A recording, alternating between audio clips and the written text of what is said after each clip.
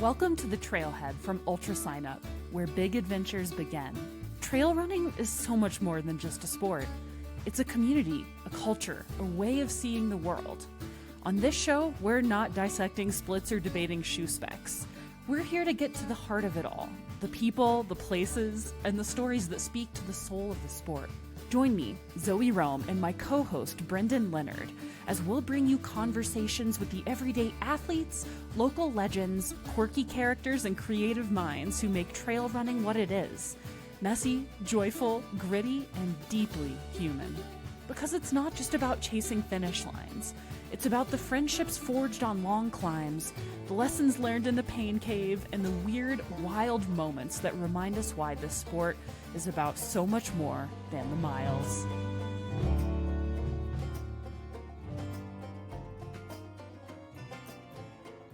Look, I've been swigging pickle juice straight from the jar since before it was cool. And I know that some of you just made a face, but hear me out. Fast Pickle makes a 3-ounce pickle juice shot that's basically electrolyte replacement in its most honest, no-nonsense form. No weird powders, no neon colors, no sugar, just real dill pickle brine in a grab-and-go shot. It's what your body really wants when you're cramping at mile 40 or sweating through a fall long run. Athletes have been onto pickle juice for decades, and now you don't have to fish around in a jar like a gremlin to get the goods. Toss a few in your drop bag, keep some in your pantry, and bring them to your next race. Fast Pickle, because sometimes the simplest solutions are the ones that actually work. Check them out at fastpickle.com. I am very picky about my hydration packs, and I mean annoyingly picky. I've tried dozens and sent most of them back, so when I say that the Tantrum's Crest 6 actually works, I mean it. This thing weighs 135 grams. That's basically nothing. That's like 100 paper clips nothing. But it carries a 1.5 liter reservoir in the back, plus two 600 milliliter soft flasks up front, co-developed with HydroPack. The fit is perfectly dialed for zero bounce, breathable mesh, and pockets you can actually reach without doing origami with your arms. It's got trekking pole attachment points and is race day ready. It also doesn't look like you're wearing a high school backpack, so that's a plus. Whether you're racing or grinding it out on the trail on big training days, the Crest 6 is built for runners who care about function. Check it out at tantrums.run. My name is Lindsey Freeman. I'm a sociologist and a writer, runner as well. I'm an author of a book called Running with a really original title there. Let's see, I'm originally from Tennessee, but I now teach at Simon Fraser University, which is just outside of Vancouver in British Columbia. So you're maybe not primarily known as a runner. You're, like you said, an associate professor of sociology. Can you start by telling us just a little bit about how your running intersects with your academic work? Yeah, I'm not a famous runner, certainly. So yeah, if I have any notoriety, it's probably for writing and being a professor. But yeah, I spent a lot of time writing about atomic and nuclear cultures originally. That's what I spent 10 years plus thinking and writing about. And then I got this opportunity to write about something different, to write about a practice that I was engaged in from Duke University Press. And I've been a lifelong runner. My parents were running in the 80s and kind of dragged me along. So I thought it would be really fun to write about running. And through doing that, I kind of folded everything that I think about inside of my writing about running. So queer theory, sort of cultural studies, things that I read, as well as these like weird handbooks of running that my parents had around the house since I was a kid. So everything sort of folded into this mishmash and just let me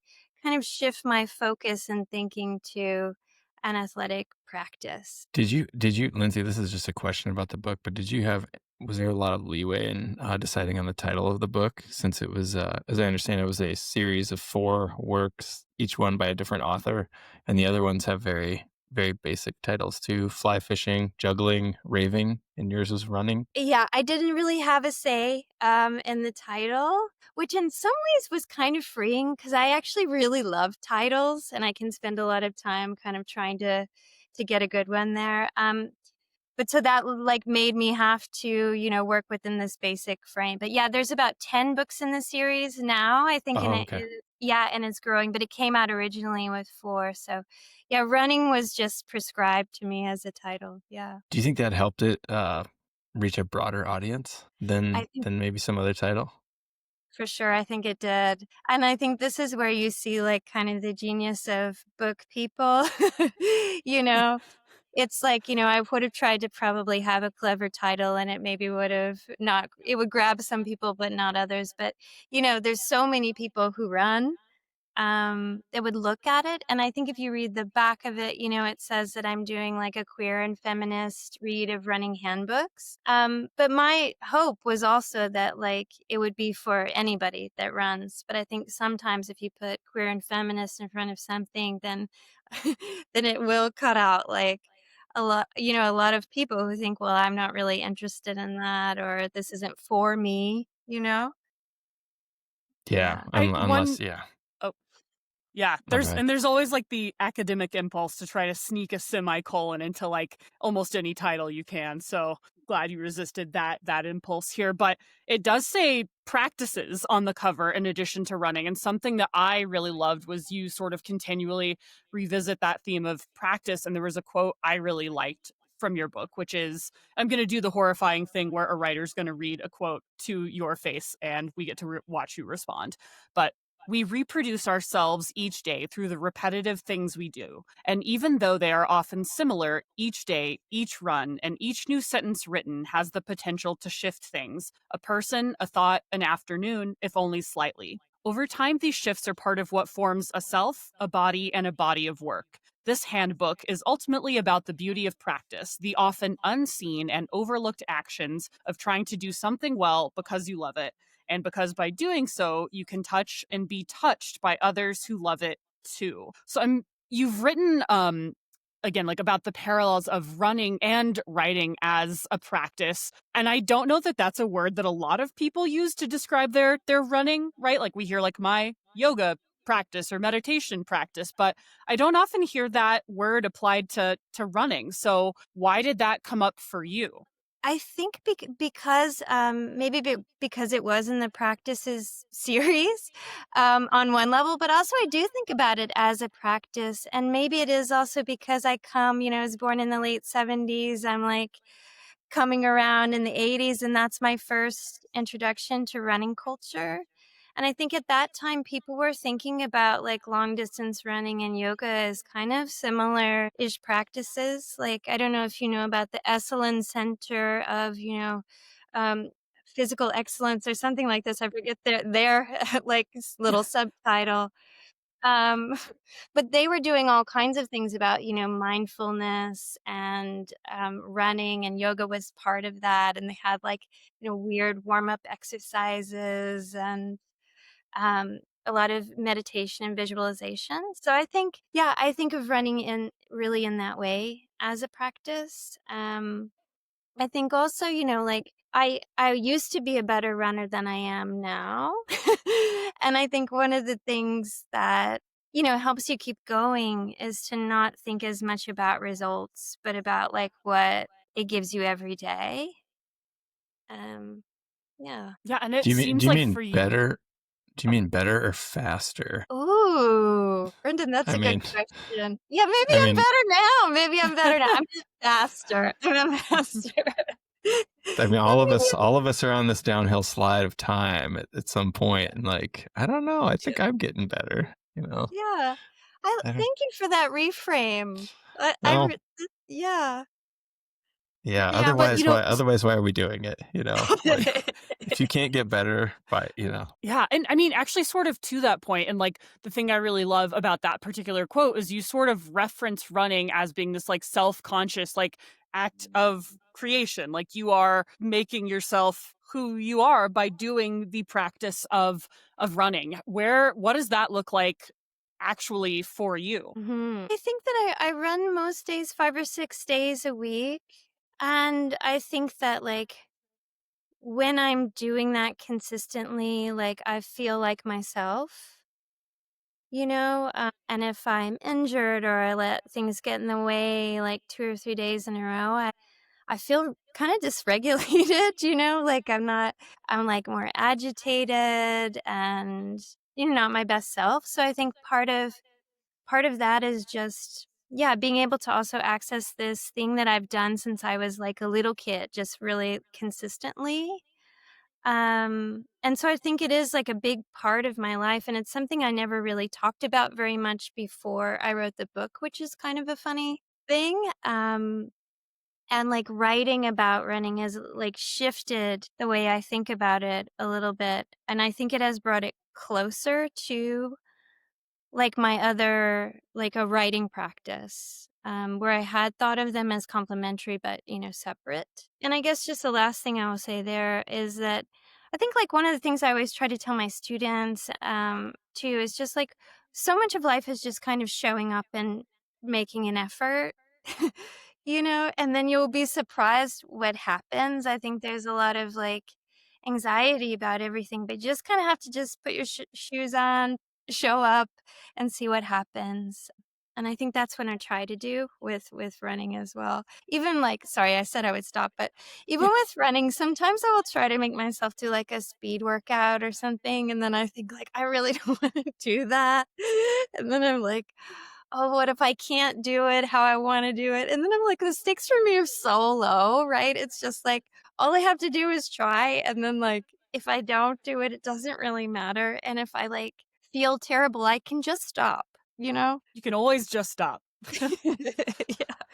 There's a that might be a good segue into my question, which is there's a section where you talk about it on your writing desk. There's a yellow post-it note with the words "repetition itself creates bliss," and you've written below that an asterisk and says, "The reader finds pleasure in the text. The runner finds pleasure in the run. Repetition can create bliss, but it can also create blisters, exhaustion, and stress fractures. I'm interested in what causes us to run ourselves into the ground, literally and metaphorically, and how we can avoid this so we can keep on running in every sense of the word." I guess that quote actually reminds me of something I read in Hanif Abdurraqib's last book about anything that is repeated, can become a religion. I'm totally mangling what he said, but he's talking about shooting free throws in basketball and the motion of shooting. And I guess I'm curious to how is it you personally are avoiding this running yourself into the ground so you can keep doing it as you enter your, I guess, what, third, fourth decade of running? Is that correct? Yes. Yeah, I'm doing a little math. I'm 47. Okay. That's awesome. Okay. Yeah, I don't think I have the answer, but I think it's something that I try to do. Especially I'm just sort of like, the body takes some wear and tear. Like I have like some arthritis underneath my kneecap now, and I like, everybody collects this stuff as you go along, so it's kind of about managing that. And I think sometimes for me it's gotten to be where I do have to pivot, where like, also I played soccer at like a university level, and I ran track, and like all that you learn during that time period is just to push through everything. Like I played after I got concussions, I had like a fever, I did like all of this stuff that I just wouldn't do now. Maybe if you're inside of a race, you're like, okay, I'll recover later. But like if it's in the training, I would call it and just go home and have some soup or something like this. But I'm not always great at noticing, and it's really hard to tell, right? Because if you do want to be better kind of in every sense, maybe you do have to push yourself. And some of that is pushing past a discomfort, but it's hard to know the line. So yeah, that's not satisfying, but I don't have the answer for that. But I do love Hanif Abdurraqib's book, the one on basketball. So good. Oh yeah, I'm Yeah. a huge fan. Yeah, I guess maybe as you get older, it's more of you try to learn to be better at self-care, as opposed to when you're 19, and sports are the most important thing in the world. I guess I think of it as like how are we going to be able to keep doing this as long as we possibly can, if we want to. as opposed to flaming out and burning out, like you say. Yeah, Yeah, actually, that's sort of. Oh, go ahead, Lindsay. well, I was just gonna say, I feel that way whenever I see like a really old runner. It gives me so much hope, and I'm like, oh, I gotta hang in there. Same. And then I'm always somebody, like, yeah. and then somebody's like, "Oh, that person's 39." Yeah. Oh, Just an absolutely elderly oh, 39-year-old. no. Oh, I just Sort realized of. somebody might say that about me. The sport does age you. Like, I think I have a few more gray hairs than when I started, and I'm never wearing enough sunscreen and drinking enough water, and it's starting to show. It's man, it comes at you fast. But sort of to that point, I really loved. This is like a very petty thing to bring away from the book, but I really loved that you pushed back on the argument that listening to music while running means that you're running away from your running. Take that, Malcolm Gladwell. And for you, it sort of comes back to this idea of running with softness. I'm wondering if you could sort of define that for us and tell us what that looks like in your running practice. Thank you. Yeah, one of the things I'm really allergic to is when people just tell you that there is like this certain way to run, and if you're doing it another way, you're doing it the wrong way. I think it's just like so bizarre to me. And yeah, the investment in running hard all the time is something I also don't really agree with. But I think running with softness can be a lot of different things, right? It can you can be thinking about the spaces that you're moving through. Like I think too, like a lot of times, like you all, I'm running in very beautiful, beautiful places. And one of the things you want to do is, right, like be respectful of that space. You don't want to like leave trash, but also just how it feels about carrying your body in those spaces. I think a lot about like if if I know that animals are nesting someplace, I will like, not be really loud when I go through them or take another route. I try to think about, yeah, other people that I may run into are also doing their practices, whatever they may be. Um, yeah, and I think one of the things I try to think about is that like whatever my run is, it's not like the most important thing that is happening in that space. I also often run on a seawall around Stanley Park where I live, and there's a lot of serious runners there, including like some Olympians that train there, but there's like people doing all kinds of stuff, walking with their grandmother or like with their two little chihuahuas or something. And there's like, you may be trying to run fast, but like there's some point you just don't want to like barrel over people, right? You want to like kind of think about this space. So I think that running with softness has to do with that. It's kind of an awareness of your body in space with other people, and also, yeah, with yourself. And like running with softness also doesn't mean to me that you don't have to like be trying hard. I think it's just kind of thinking about having a kind of barrier between yourself and your ambitions and what else is happening in that space. Leaving chihuahuas untrammeled as you move through space and time. See, I I am also like so allergic. I feel like there's this whole like running podcast industrial complex built around telling people what like the right and wrong ways are to run. And yet I feel extremely validated when Lindsey A. Freeman tells me that I might be running the correct way when I listen to music. Yeah, and this is our handbook. I mean, that's what it is. Yeah. Thank you for reading it. Yes. There's this is sorry, these are going to seem it kind of seems like I'm just coming out of left field with everything, but you have many end notes in the book, and it was actually fun to flip back and forth. But there's a pretty significantly long end note about your mile time at Westview. You're holding the mile record at Westview Middle School, and it like I'm thinking I'm reading this as like, you're a college professor, and I'm like, it's kind of scholarly in a lot of ways. And then there's just this paragraph long note about like, I might still hold the best time for the mile at Westview Middle School. My mother ran into Coach Skeen, who's now retired, and it just goes on. And I'm like, this is amazing. I love that this is in the book. Like, can you, in the editorial process, was there any discussion of that end note? Do we need to do more research? Was there any discussion of including it or not including it? anything like that? I love this question. First of all, thank you for the close read of the endnotes. I had Actually, to. Like, I would miss the like. You have to know what's going on. I mean, like, yeah. you can put a lot in there, actually, because people don't pay that much attention to them. I sometimes have put dream sequences, all kinds of things Oh, in notes. Yeah. So, but I will say I did my due diligence, my scholarly due diligence on that record, because I also emailed my middle school, and apparently they didn't keep any of the records like post like 1998 or something. And I was like, what's that about? Um, yeah, and my mom's still coach skiing, but also, I'm old now, so I don't know what's going on in my town. Somebody should have surpassed me because you'd I was hope, but that's prodigy. progress. Call to action from Lindsey's hometown. You Someone get say out there that and take down her record. you say that nobody reads those. I did a film a few years ago where every character we introduced, we gave them a lower third of their name and then like some of their running like records. And one of them was my mom, and we couldn't find any of these clips. And I was like, Mom, did you win to 10K, or did you get second place in like 1987 when we lived in this small town in Southwest Iowa? And she's like, I probably got second if Paula Odify was running. I'm not sure. And I was just like, nobody's going to care. Like, let's just put it in there.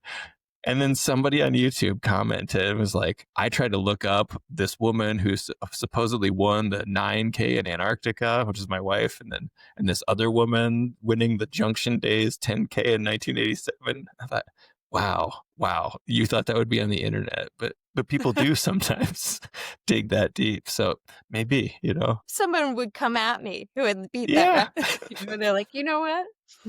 Second printing. love- We'll deal with that in the second printing. Footnotes to the footnotes to the footnotes. Yeah. It's sort of interesting that you say that like this is sort of like your like take on like a queer and feminist version of a running handbook.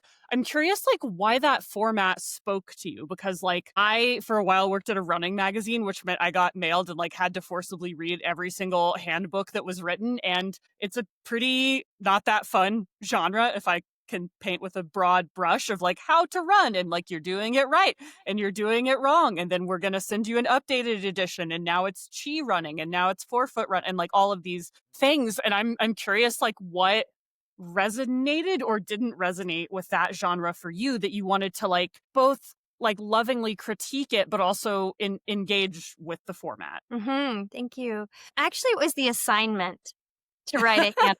So the Practices series is supposed to be kind of based on these handbooks, and also like kind of, in the 90s when everything was written for dummies. Yeah. Oh yeah. Yeah. So it was kind of like to play with that form. So I already had that as a constraint. So that was really helpful actually, because I don't think I would have chose it. Like you said, Zoe, like a lot of those books they're kind of difficult reads. But then I remembered fondly like Jim's Fix's book, The Complete Book of Running, and some of these around that we had at my house. So I like went back and read all of those, and sort of reading them with a purpose, in a way of like to kind of critique them or to see what was fun in them, changed my relationship to them. I think if I had just like picked them up and thought about them as like the value in and of themselves for my own practice of running, if that makes sense. Yeah, and what I noticed when I was reading these books is like there was always a moment of something that took me out. There was like a moment that was like really super heteronormative, or there was something misogynist, or like there was something racist. And I was just like, I would like to write a book where there's not those pauses for people in a negative way. Like if if you encounter something you haven't heard before, you're like, oh, I hadn't thought about it that way. That's not what I'm talking about, but something that's just like, oh, I want to shut this book and like throw it across the room.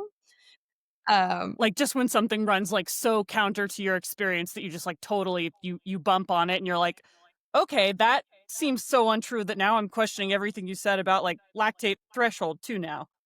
Exactly. And at first you're just kind of reading it along. You're like, oh, lactate threshold. Yeah. And you're like, oh, this says if you want to like run long distances, your wife better get in line. And you're like, what? Whoa! Yeah. Those things did it have aged less well Yeah. over the years. It's funny to pick up books that are 20 years old and go, "Oh, yeah, that would have been edited out at this point."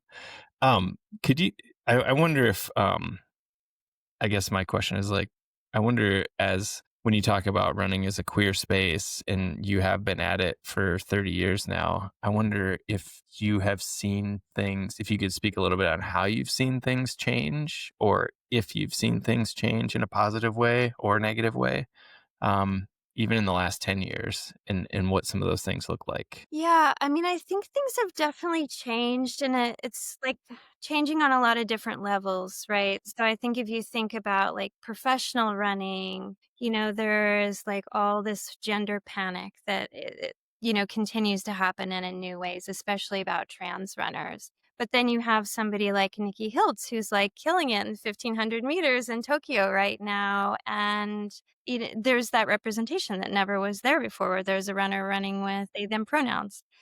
Um, and a Rod little, Raddat just won by a non-binary runner, you know? oh, there you go. There you go. Yeah, and in the trail community, it's happening. You see more representation. You see people, but it's not perfect in every space, right? I ran a race last fall in Squamish, which is close to here. It's between Vancouver and Whistler, and they had a non-binary category. It's the first time they ran this race. Lovely race. Also, at the end, they were like making people like little flat whites and everything. I've never been at a race Oh my that was God. like. Oh, It oh, was so yeah. nice, That's incredible. We need more of that. right? Inclusivity and flat whites. Let's do this, guys. Great design on the t-shirts, just giving you also a cotton tee. I like that. Anyway, they had a non-binary category, and people that I run with for the Queer Vancouver Run Club ran in it, and like two of them placed first and second. But then they did the podium afterwards, and they only did the male and female category. So you could register the race as non-binary, but they like didn't give out prizes. And then even the times weren't listed. And I usually run in the women's category, but I ran in the non-binary category this time too, because I have queer gender, which I think is like where I would identify. So I was like, this will be fun. So I got third, and people from my running community got 1 and 2, but you couldn't even get our times. And then like later they wrote an email and apologized, really nice email. What can we do to do better? And I was like, well, and I wrote a list of things that I won't go through here. But one of the things I was like, well, if you gave prizes for the other categories, you need to give prizes to 1 and 2 runners from my run club. And I followed up and they never did. So I think the thing will be to see like what they do next year, right? Everybody kind of makes mistakes, like they're learning, but I think that there can sometimes be like a gesture towards inclusion that isn't actually followed up in the practices of the space. Right. Like having the category is one thing and one step, but actually like one of the points of having the category would be to like properly celebrate the excellence of people competing in that category and to treat it as such rather than like a subcategory of something else or a less than in some way. Yeah, exactly. So yeah, there's that's just one example of things. But in a positive note, I've seen also like a lot of queer run clubs popping up. I've been kind of visiting them around. I went to go run with the one in Toronto, which is like really beautiful scene. And I think you just for a long time there was basically front runners, and that was the only kind of like queer run club space that you'd see most places. But now I think it's diversifying a little bit. So And that's fun. I think I read that you're currently working on a book or a book project about running clubs and crews and collectives. Is that right? There's some research going on here. That is, yeah. So I'm trying to get a feel for what's happening in these spaces, and also like so many of these clubs popped up in the pandemic, and I want to see kind of how the longevity of those spaces. And it's interesting. Brands want to co-opt these things, and then so it's a complicated world. Yeah. Yeah, and it's something I feel like every every 3 days someone like forwards me some like op-ed written by a non-runner in a national media outlet with like a very hot take about running clubs either being the greatest thing that's ever happened or like the death of modern civilization as we know it. And I'm so curious to hear what your experience researching these has been like. Like, are you interviewing people in run clubs and collectives? Are you sound like you're going to a few run clubs and collectives? And what have you seen in terms of that arc of like a lot of these things really organically sprouted up during the pandemic, but now it's like they're all sort of becoming like outlets for like XYZ new spandex crop top brand or like just one more place for people to like advertise protein bars at. Yeah, I think it's a combination of all that stuff. Capitalism is always seeking new markets, so it's like a hungry beast, but still like even though like on the level of people coming together, there's still often something real happening. And that's much more what I'm interested in, and the kind of like local knowledge that gets shared. Like you go and then somebody's like, oh, like my Achilles is really bothering me. And then somebody's like, oh, I have a great physio. And, like you make like networks and connections, like, oh, like, can I have a ride to the mountains this weekend for the trail run? And like, so that kind of stuff I really like. I don't really do like conventional interviews as much as I just kind of go and like hang out with people. And I do ask questions, but I haven't done so much of just like sitting down with people because I want to feel the whole space and like the atmosphere of the little world that's being created. And part of what I'm doing, like I have a run club that I run with regularly-ish here now, but part of why I got interested in doing it because I couldn't like really find the right fit.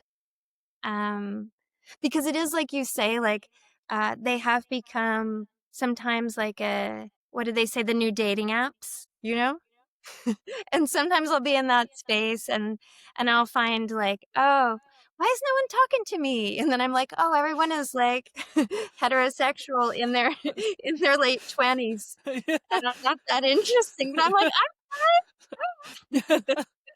Hello, fellow kids. It's not what I'm here for.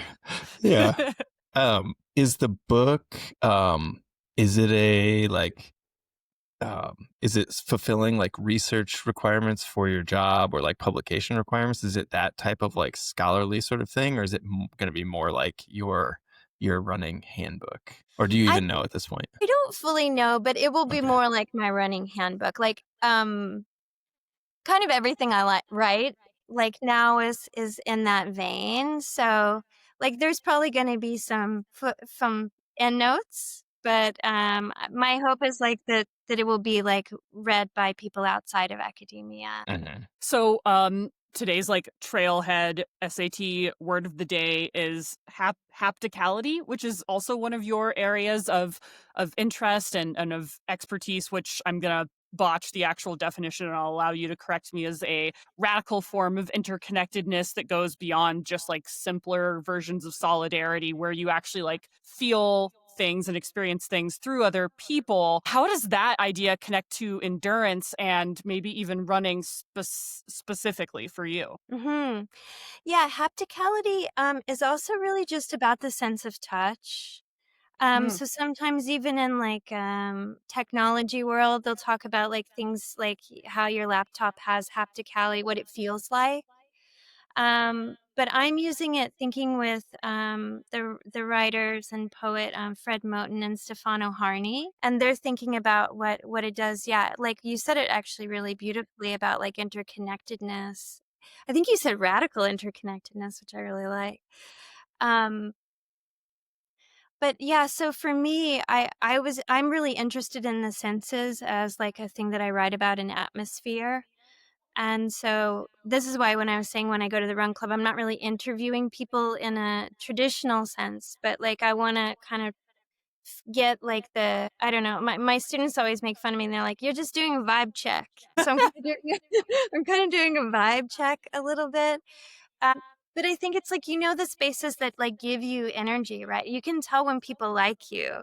And I think you can also like, even if people don't like you, or if you're like racing against someone, you can feel them feeling you, right? And you can they can feel you feeling them, and that's part of like the space of what happens there, and that I'm really really interested in that. I think some people always want to like I don't know, like I'm raised in the context which where I'm from, and like I'm competitive, and I know that sometimes just being like ultra competitive is like gross, but I kind of love it also. You know what I mean?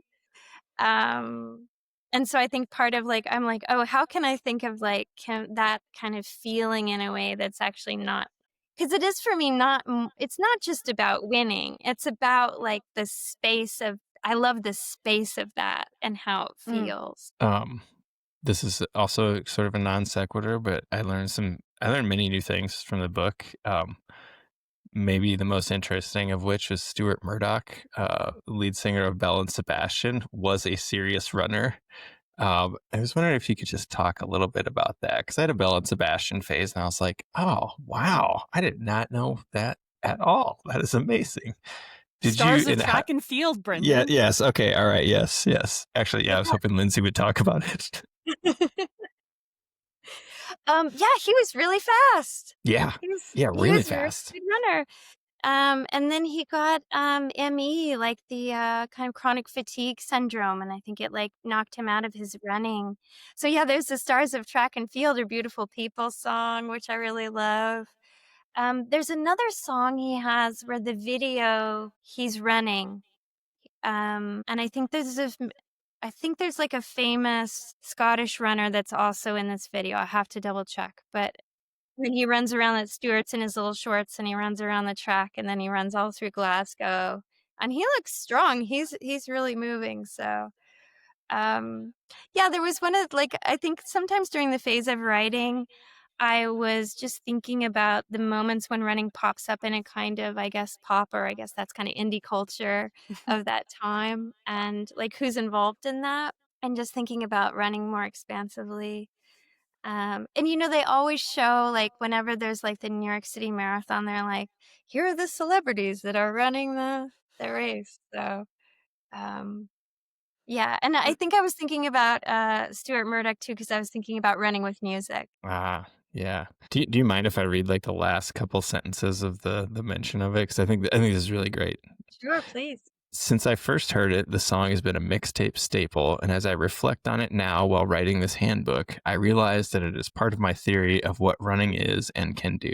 The song, The Stars of Track and Field, is an anthem of those who do not quite fit in, of the lonely and the also-rans. While it seems to celebrate the winners, it is the interiority of the dreamers, those longing to touch and be touched by the sporting atmosphere and their fellow athletes, that is given voice. I don't have anything I'm not asking you to add anything to that, but I just want to, that was beautiful, beautiful section of the book.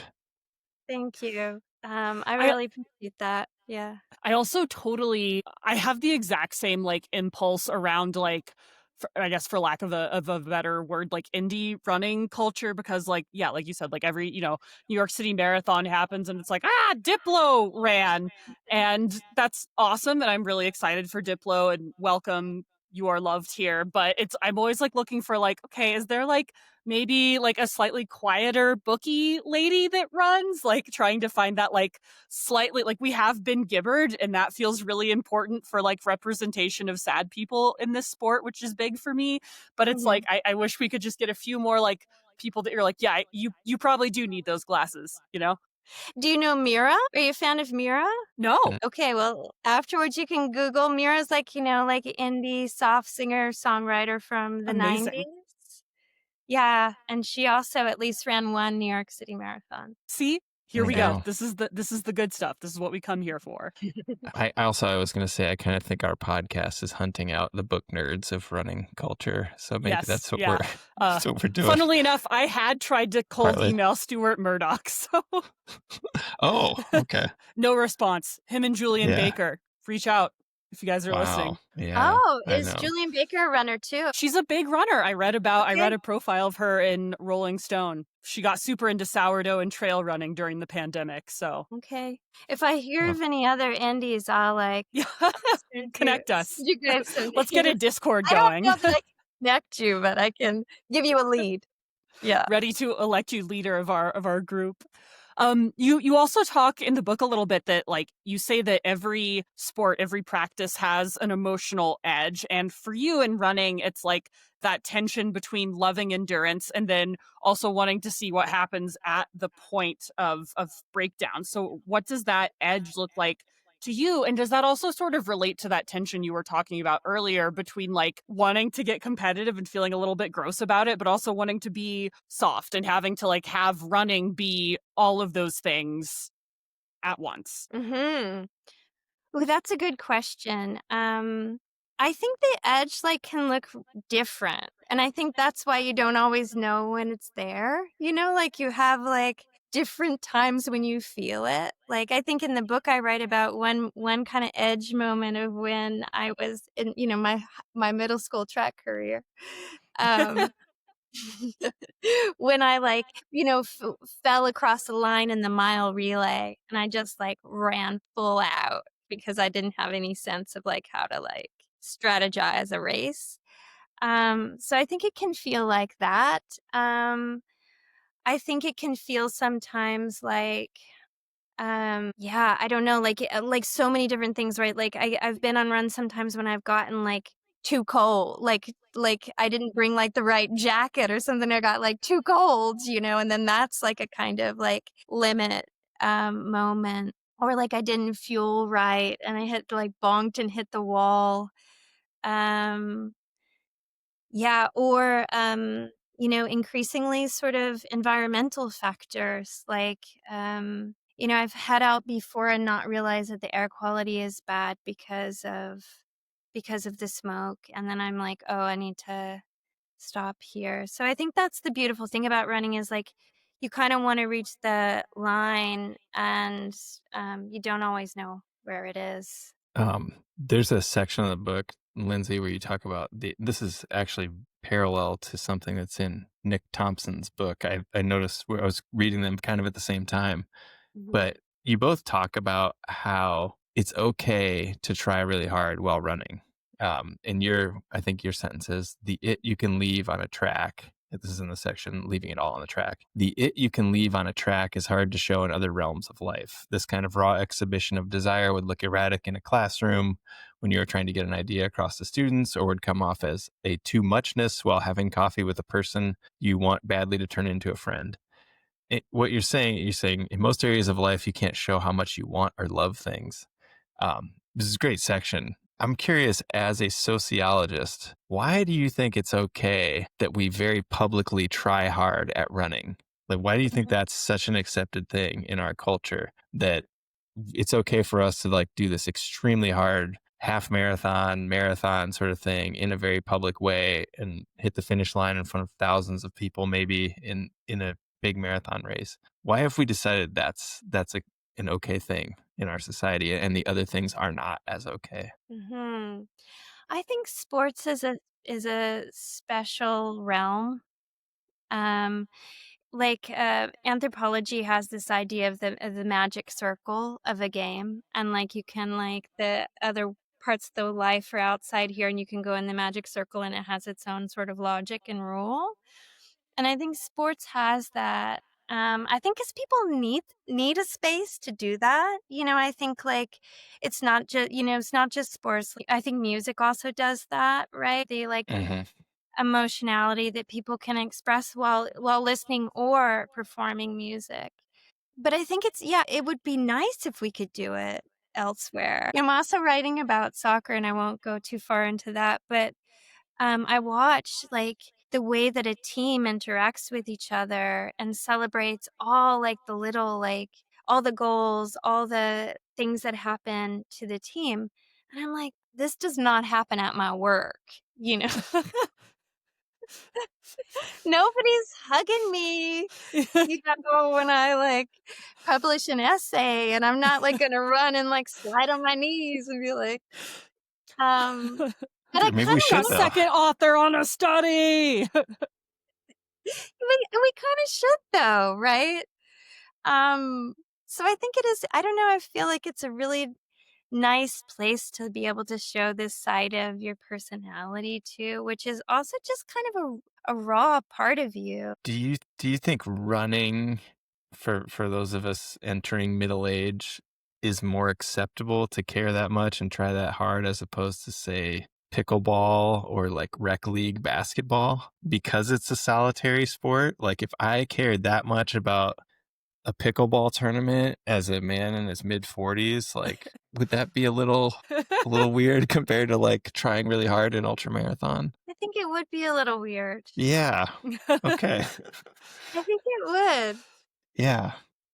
Something Um, about the dinkiness of the paddle is what does it for me, you know? It's hard to feel like a dignified man holding like a tiny little paddle. Oh, I disagree. I think like ping pong, like there's some anyway, but like is there some sort of he must be still trying to live his athletic dreams from when he was a teenager in those sort of ball sports versus running? We just like, well, I don't know what people think. He's got some shit to sort out for sure. There's something wrong with that guy running 100 miles or whatever. do you think it's the same about tennis as Oh, pickleball?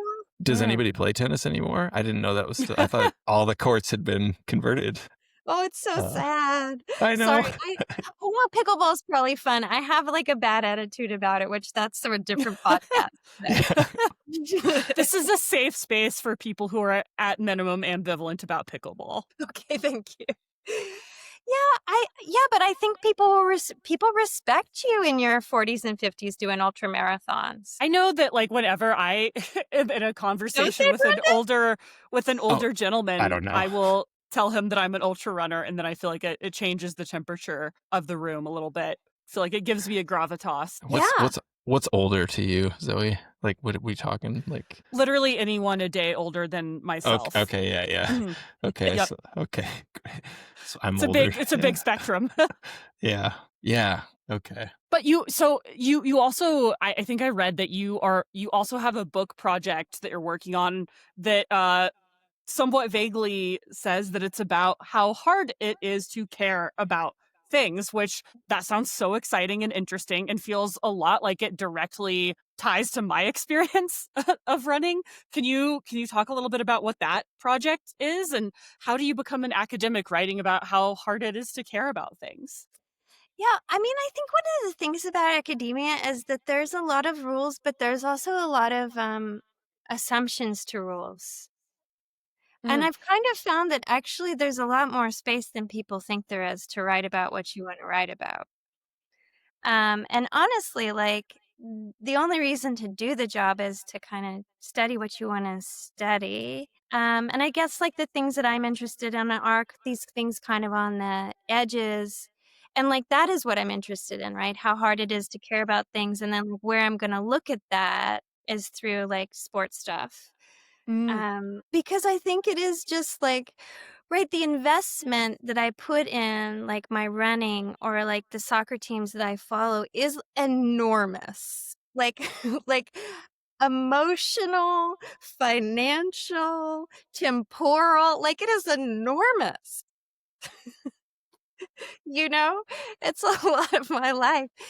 And then the question is like it brings you a lot of pain, like sometimes joy, but like also pain. And like that's I think what keeps you coming back. I guess like if you look at it like at a psychological level, it's like intermittent reinforcement is the most powerful. So it's like 5 bad experiences, but then that one good one, you're like, okay, let's go for Keeps me that. coming back. Yep. Some people It's like a have gambling. gambler. We have Yeah. I was gonna say they Yeah, never talk about the big losses. They always talk. Yeah. Wow. yeah. Huh. Are you delving into sports fans for that at all? Like, I find the fans of the Buffalo Bills fascinating, and I know you spent some time in Buffalo, and like, I did. it's an incredible culture, and like, they still haven't won a Super Bowl. It's fascinating in that level, but very Yeah, hard. they are dedicated. They are very dedicated.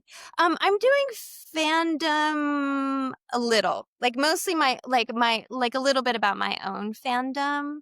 Mhm. Um, Yeah, mostly I'm interested in like what's happening between the players on the field. Oh, okay. In terms of soccer, less about fans, Okay. Okay. more about teams and that stuff. But yeah, in terms of running, it's something I'm still like really thinking about. I'm writing an essay for another project which is called Endurance. It's a collected book of people writing about running with a lot of really great people in it. So I'll tell you when that comes out. But for that, I may be thinking about writing about this particular thing, like what brings us to, what keeps bringing us to it, like, and how hard it is to continue to care about things, which is also a practice, right?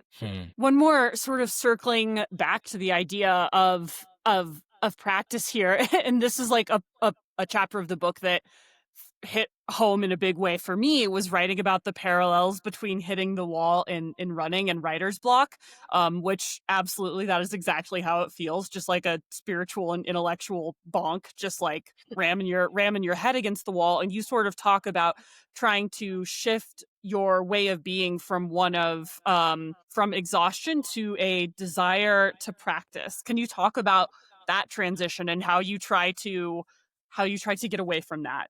I'm just looking for free writing advice for when I Oh stall yeah. out next time. Oh, Okay. I mean, I think writing, like, I think it is the same thing of just sort of like sitting at your desk or wherever you write and just kind of showing up. And maybe it is the thing about like lowering expectations, right? You just kind of have to try and you can't know what will happen. Um, and if you bonk, I guess same thing in running, like you got to like have a little snack and take some I was time to hoping the have answer would just be snack for both. snack. That's it. When in so doubt, snack. simple. So simple. Empty. Drink a little water, have a snack, take a nap, take a nap, and then come back the next day. I do think that sometimes you have to realize that it's just not your day, though, right? Like there is like you do have to consistently show up, but there is a point sometimes when you're not. You have to show up every day, but also kind of think about how you're going to show up the next day. I guess that's the thing, right? Unless you're able to take time off. I gave a terrible answer, Zoe. I'm very dissatisfied. Hey, no, that's great. What I heard was be kind to yourself and also have a snack. So again, just validating the priors I brought to this conversation. That's why we podcast. I need a Zoe filter that just tells me that. Well, those are all the questions I have. Brendan, do you have any final thoughts or questions here for Lindsey? No, I'm just going to resist the urge to read more of the passages that I highlighted, which I think is I know. kind of I have awkward. more questions that are just vehicles for quotes that I will read at you. Just for that, if you. Yeah. What did you like? Yeah. Every writer's favorite thing. You know what? If you don't mind, Lindsey, there's like, if we got 2 more minutes, there's a section in there where you talk about taking a boxing class, and the boxing instructor told you had the posture of someone much older and how much it bothered you. And then you say that your friend, I'll just let you tell a story. Your friend Kate, who is your hero, took a class with the same person and what she said. Would you mind just kind of retelling that? Sure. Yeah. I was taking this boxing class. I'd had like a bad hip injury. I like was definitely not at peak fitness. And like my running, I was feeling discouraged in my running. And so I took this boxing class with my friend Roxanne. And I was like, this will be good. I'll get my fitness back. I'll like, do something different. And yeah, the boxing coach told me that I had the posture of someone much older. And she kept trying to get me to come to these weird side classes, I don't know. And I was like, I'm just coming this Saturday morning. I'm not going to like see you on Wednesday and Friday or whatever. And because I go to the class and then I have lunch with my friend Roxanne. Anyway, it really hurt my feelings. Now I think it's funny, but I think in the moment I was like maybe having a midlife crisis. I was feeling like I was on like a physical downslide, and she said this to me. And then I told my friend Kate, and she said, well, I wrote a book, so. Inside me, there are 2 wolves. That's what I'm thinking about. Like, there's a runner and there's a writer, and they have opposite postures. Sorry. That's what we do. And it's like you got your writer's posture, you're getting a little hunchy there. But I just thought, like, why did I guess the point of telling what Kate said is like, why did I let this person like destroy my confidence in this space. Yeah. And It, then I said, I think swimming is a better yeah, yes. cross It's in training. some, I recommend swimming as cross training. And it's like you have that person in your life, Kate, who is like, you went away from that class being like, what, you know what I should have said to that instructor? You know what I should, and then Kate says it. You're like, that's what I should have said what That's Kate what, said. yeah. Yeah. Yeah. That's perfect. Yeah. Yeah. It was just also a great way to like sneak your friends into your book, Yeah. Yep. Yeah. It's fantastic. And like a subtle like subtweet of like, I see you group fitness instructors, don't fuck with me. Exactly. You will the get stuff. essayed about. Warning shots. They probably just didn't have very high attendance in that other class, and that's why it was like their way of like trying to just finding like vulnerable writers to try to fill up your Saturday morning. Like, let me prey on your insecurities and get you to come to my Wednesday class here. Someone told me all I needed to be a better writer was to go to their like bullshit Wednesday posture class. I'm there. I'm so there. Well, what's crazy is I told you in the book I told you guys personally that Roxanne, who's a history professor, and I took this class, and we also thought, oh, we'll meet like friends, that have like do different things. And we got there, and almost everybody was a professor. And then there was one guy who came because his daughter was in the teen class that followed. Well, that's really interesting. Weird, right?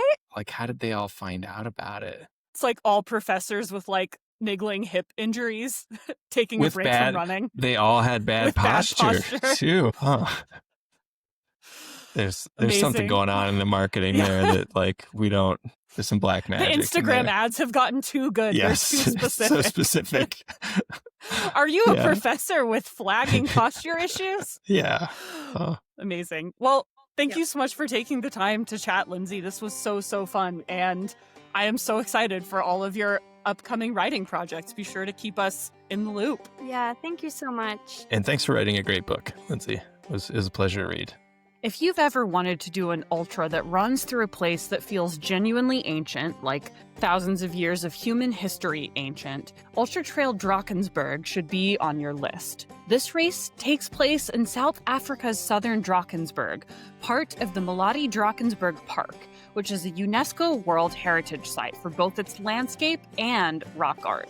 The race logo is actually inspired that art, a beautiful running figure painted on stone by people who were here long before any of us thought to call this a sport. You'll run past Sani Pass, the 12 Apostles, and Rhino's Peak, names that maybe sound a little bit made up but are very, very real. There are 5 distances, from a 25K to a full 100-miler, and the backbone of most courses is the Giant's Cup Trail, which normally takes mere mortals up to 5 days, but you get to do it in 1. Registration is open now at ultrasignup.com. Reserve your spot today. We both had to really resist the impulse to just read quotes at her. Here's one I was actually going to read that is good. The quote that I thought was pretty Brendan and Zoe coded is, "I love writing and running, even when these things break my heart." And writing and running are intimately tangled. And I tried to find a way to sneak that into a question and couldn't, and was too embarrassed to just read it at her fortune cookie style. But in my book, I just underlined it and wrote, I felt that out to the side, because I do love these things and they are so freaking frustrating. And I also wouldn't know what to do with my life without exactly those sources of frustration and exactly those sources of joy. I highlighted something from the exact same section. I highlighted like the first 4 sentences of that section. Yeah. I know. I think we both, all 3 of us, like things that are hard, that require effort. So, yeah. There's just not, and probably everybody who listens to this podcast does too. Like, don't you think? Yeah. Already a test of endurance to get an hour deep into the Trailhead podcast, fighting through at minimum 2 quotes from Roland Barthes, if I'm not mistaken. So I meant that they're interested in ultra marathons and trail running. Yes. That's why they listen to the podcast. I don't know. Yeah. Actually, one of the books that came to mind when I was revisiting Lindsey's book was your book, Make It Till You Make It, which is about the false assumption sometimes that creative work is anything other than just like show up, put something on the paper. And another thing I think about a lot is also one of my favorite sort of quotes from Ira Glass of This American Life fame is he talks about the gap. And like when you first start doing something, it's really hard because you have good taste and you can tell that the work you're doing doesn't satisfy that good taste. And that's really hard because you're just sitting in this place of like generating work that doesn't meet your own expectations. And the people who actually get good at stuff are the folks who are able to just sit in that space of like, I am making a lot of work that doesn't yet meet my expectations. And the only way to bridge that gap is to just make more work or to make it until you make it. And I feel like reframing both running and writing as that practice of just show up, get a touch on the page, show up, get an easy run done is actually extremely freeing. Yeah, I mean, I also think about like everybody who's a runner, no matter how fast they are, is trying to improve in some way, Yeah. right? And like, Yes. even the fastest person who runs a mile in half the time that I do is like, they want to be better. This is a funny story.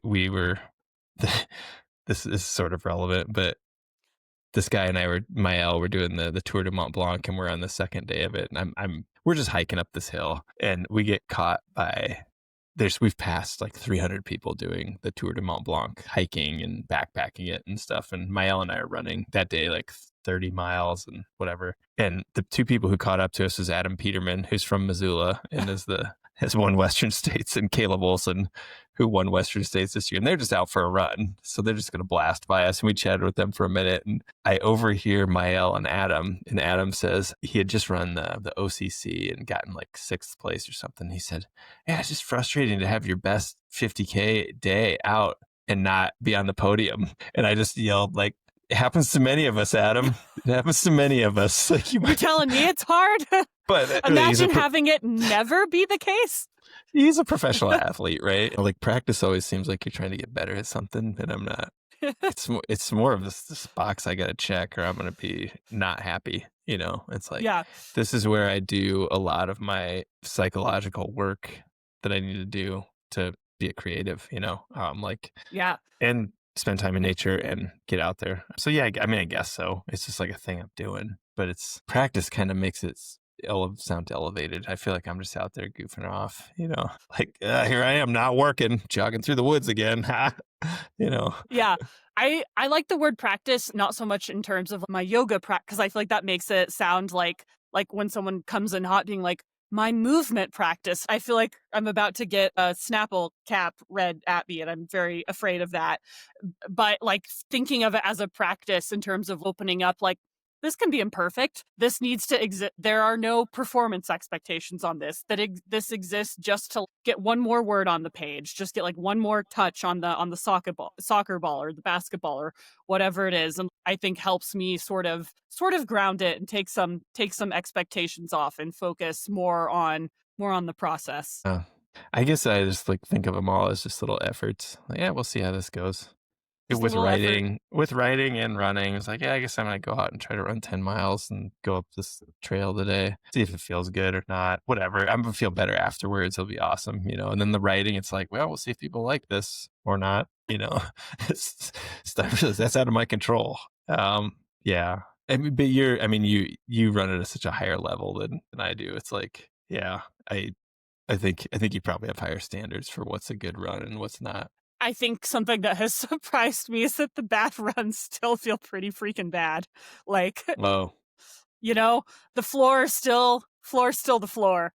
And that the gap between the good day and the bad day, I think it just gets wider, but almost in a way that I have more of an appreciation for, you know. Sometimes you need that, like, the gut check of, oh yeah, running can feel this terrible. Yeah, even a bad run is like way better than sitting at my desk answering email. Was that awesome? Nah, but boy, it beats the shit out of a lot of other stuff I could have been doing, you know. Thanks for joining us on the Trailhead.